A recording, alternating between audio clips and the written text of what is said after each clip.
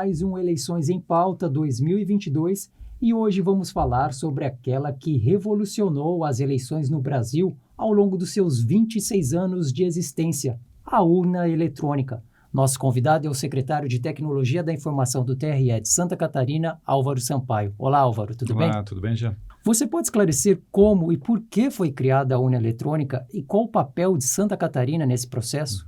Jean, para a gente falar sobre isso, a gente tem que voltar um pouquinho no tempo. Antes da urna eletrônica, lá em 1996, todo o processo ele era manual, desde a votação, da guarda desses votos depois e da apuração, que demoravam vários dias. Com isso, era um processo lento, que havia os erros não intencionais, pelo cansaço e tal, e os erros intencionais, as fraudes, né? Então, esse era o cenário que existia naquela época.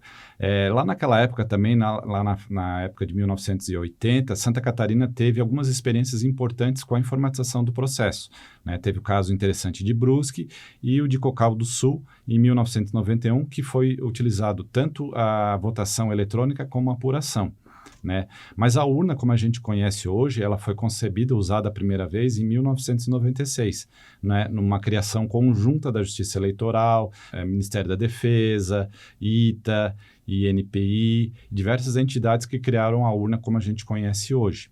E essa urna, ela foi criada lá naquela época e ela vem constantemente sofrendo evoluções nos seus mecanismos de segurança. Como todo sistema tecnológico, né? Sim, é um processo evolutivo, né? Conforme a tecnologia vai se desenvolvendo, ela vai agregando isso a cada ciclo eleitoral, novas melhorias são aplicadas ao processo. Agora, quais são os principais mecanismos que garantem a segurança da urna eletrônica? Eugênio, nessa questão, normalmente a gente costuma falar em segurança da urna eletrônica, né? Mas o mais correto seria falarmos de segurança do processo eleitoral, porque a urna eletrônica ela é só a tecnologia utilizada, né? Além disso, a gente tem as pessoas, tem os processos, então o correto seria a gente falar em segurança do processo eleitoral. Mas se a gente for falar só em segurança da urna eletrônica, hoje ela conta com mais de 30 mecanismos de segurança, com uma espécie de segurança em camadas, né? Então, que a gente fala como se fosse uma cebola. Então, a gente pode citar desde a não existência de nenhuma conexão com a internet, nem Wi-Fi, nem Bluetooth. A gente tem os lacres de segurança, que são lacres produzidos pela Casa da Moeda. Então, quando uma urna está na sessão eleitoral, ela está toda lacrada, evitando que qualquer pessoa tenha acesso interno à urna. A gente tem o registro digital do voto, que a gente chama de RDV, que é uma espécie de cédula eletrônica, onde é registrado de forma embaralhada e criptografada o que o eleitor digita no teclado, o voto, como se fosse uma cédula. Uhum. A gente também tem o log da urna, que é uma espécie que registra tudo que acontece com a urna, né, que é uma espécie, como se fosse uma caixa preta do avião, né, e além disso a gente tem, todos os softwares são assinados, são lacrados, existem auditorias pré e pós-eleição, são uma série de mecanismos que garantem a segurança como um todo. Então, seria uma espécie de computador, né? A urna eletrônica ela é uma espécie de computador, só que ela é um computador exclusivo da Justiça Eleitoral. Ele tem umas características, né, como essa parte de não ter conexão, nenhum tipo de conexão de Wi-Fi nem nada.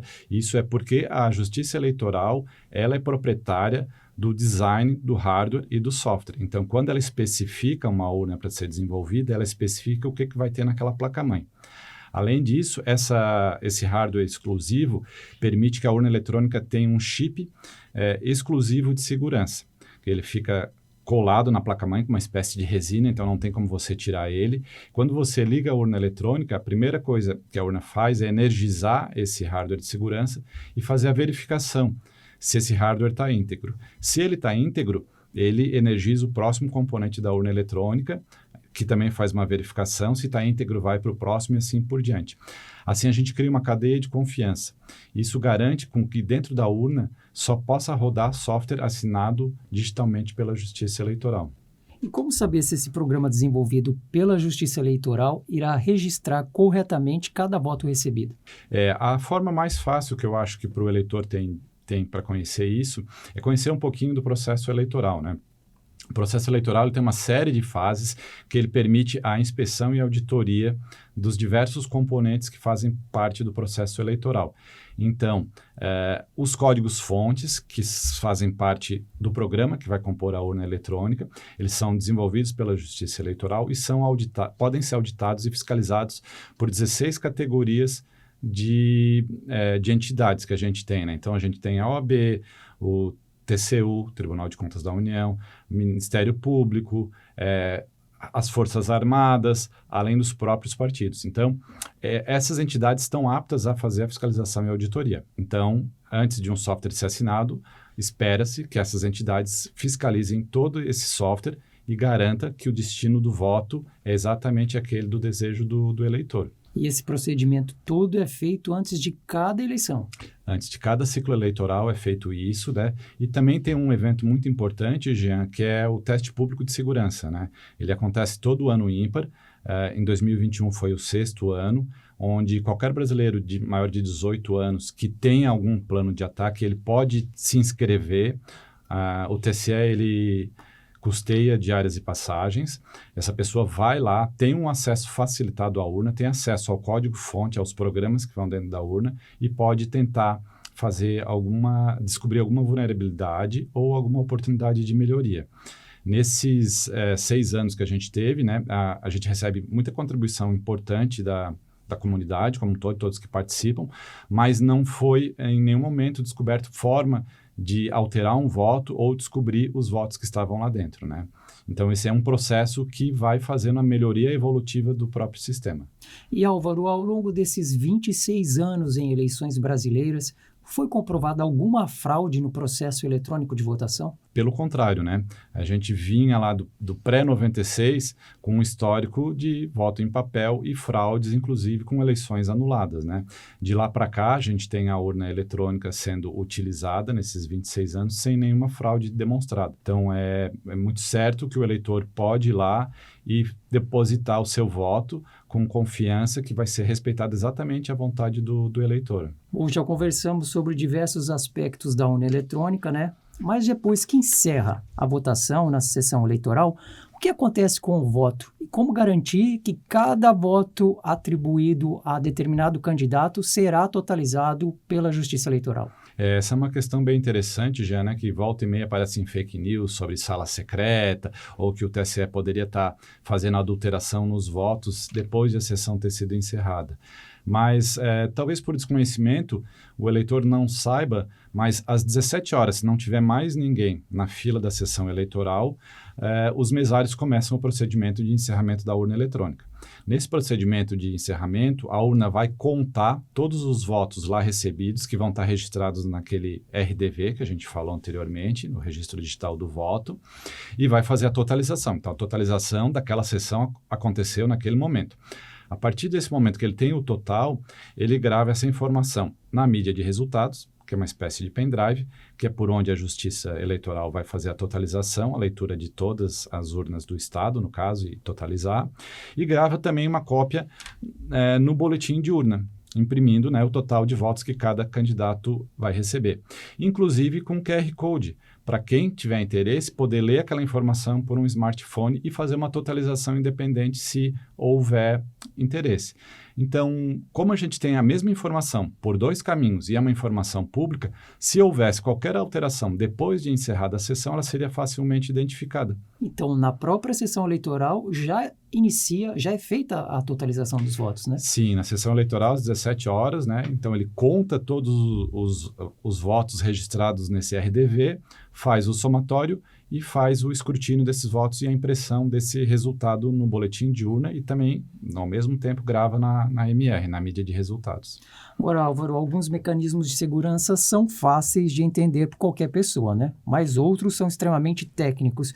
Como fazer uma pessoa sem conhecimento especializado confiar nesses mecanismos de segurança técnicos? Hoje, na vida moderna, Jean, a gente se utiliza de diversas tecnologias, coisas que a maioria das pessoas não conhece, né? Por exemplo, quando você viaja de avião, você não entende todos os detalhes de aviação para saber se o voo é seguro, se os procedimentos de segurança estão sendo executados adequadamente. Então, você delega isso a uma entidade confiável, com conhecimento técnico suficiente, né, para ter a certeza que você está viajando em um avião que seguiu os procedimentos de segurança, né? No caso da aviação é a ANAC, no caso das urnas eletrônicas são 16 entidades que podem fazer essa fiscalização e auditoria. Então, a Justiça Eleitoral se utiliza desse mesmo princípio, que é o que a gente chama do princípio de um terceiro confiável, né? Quando você não tem o domínio daquela parte técnica, você confia em alguém que você tenha a credibilidade para confiar naqueles mecanismos técnicos avaliados por ele, né? A gente, na vida moderna, por exemplo, quando você faz uma cirurgia, também você provavelmente não entende todos os detalhes técnicos de medicina.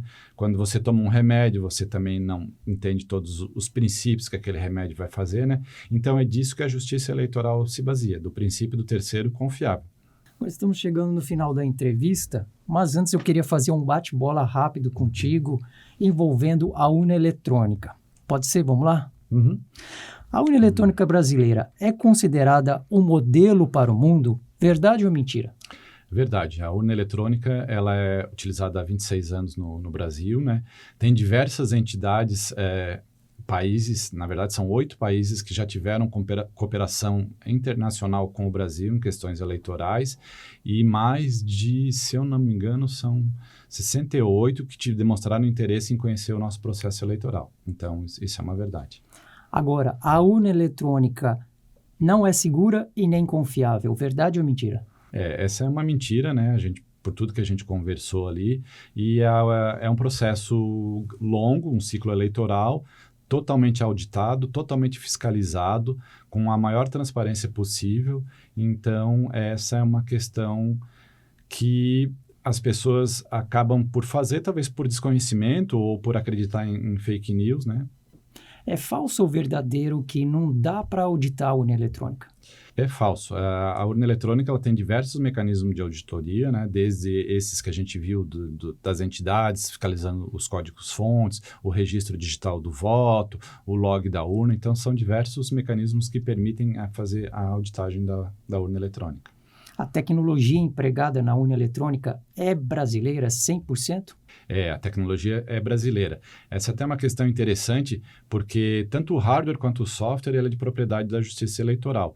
Então, a Justiça Eleitoral que faz o design da placa e aí faz uma licitação para alguma empresa produzir essa placa, materializar essa placa. Então, tanto faz se a empresa A ou a empresa B ganha a licitação, porque ela vai produzir exatamente o que está especificado. A urna eletrônica não é testada antes da eleição, verdade ou mentira? Bom, isso é uma mentira, né? O processo eleitoral ele sempre começa quando a gente termina uma eleição e dentro desse processo eleitoral, desse ciclo, a gente faz uma série de testes, teste de desempenho, teste de conformidade, teste de carga, tudo para garantir que o eleitor possa usar a urna eletrônica da melhor forma possível e depositar o seu voto com a consciência que ele está escolhendo o melhor candidato na visão dele, né? É falso ou verdadeiro que se pode acessar a urna eletrônica pela internet? Bom, o fato de a urna eletrônica é falso, né? Mas o fato de a urna eletrônica não ter nenhum tipo de conexão, seja Wi-Fi ou Bluetooth, porque é um hardware específico da Justiça Eleitoral, faz com que ela não tenha nenhum tipo de conexão. Então, não se pode acessar a urna eletrônica por nenhum tipo de rede, nem na eleição, nem em qualquer outro momento. Então, resumindo tudo, Álvaro, existem muitos mitos por aí que são inverdades propagadas a respeito do sistema eletrônico de votação, não é? São inverdades. Às vezes as pessoas preferem acreditar naquilo que recebem no WhatsApp de alguém sem conhecimento e não procurar a fonte oficial da informação, porque tem muita informação produzida pela Justiça Eleitoral e por diversos meios, onde a pessoa pode esclarecer essas principais dúvidas que elas têm. Álvaro, muito obrigado pelas informações. Obrigado também. Para saber mais informações sobre as eleições 2022, acesse o site tre-sc.jus.br. Acompanhe as nossas redes sociais e os nossos canais de comunicação. Até a próxima!